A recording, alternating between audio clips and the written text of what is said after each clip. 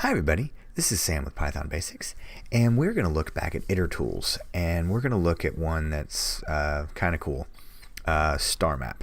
So alright, let's just import Itertools, and let's just look at it.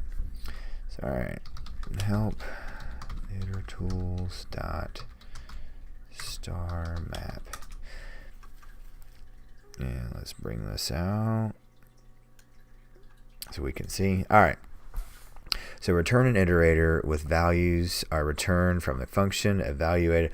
Okay, that most of the documentation is awesome, but let me translate here. So alright, you have an iterable, and typically it's going to be tuples.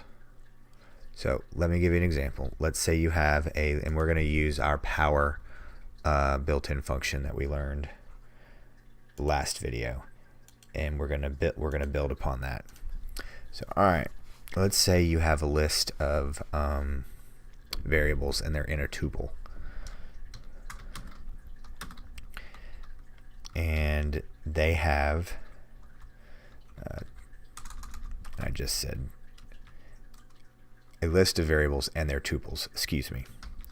And you have 2 to the power of 2, close that out, then 3 to the power of, no, I want 2 to the power of 3, and then you have 10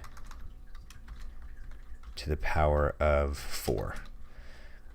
So alright, you might say, well, why don't we use the map function? Actually, in the documentation on python.org, it goes into that star is good for iterables. That's why they used the term sequence here. This star map is very, very good for something that's already been zipped. This is an example of that. I believe they use the term like pre-zipped or something. So alright, let's do new, then we do Itertools dot star map, and then we're going to give it the function power, and then we're going to drop in our sequence, our object, and then run this. Then let's do here, what, for I in new print I. So boom, that just took, and of course very self-explanatory, runs this through this function, and so on and so forth.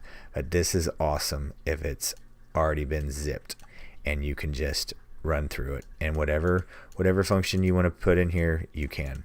But I thought power exponents raising to the power would be a perfect one because it's clean and clear. So alright, so as always, thanks for watching. Don't forget to click that like and subscribe button, and most important, the notification bell.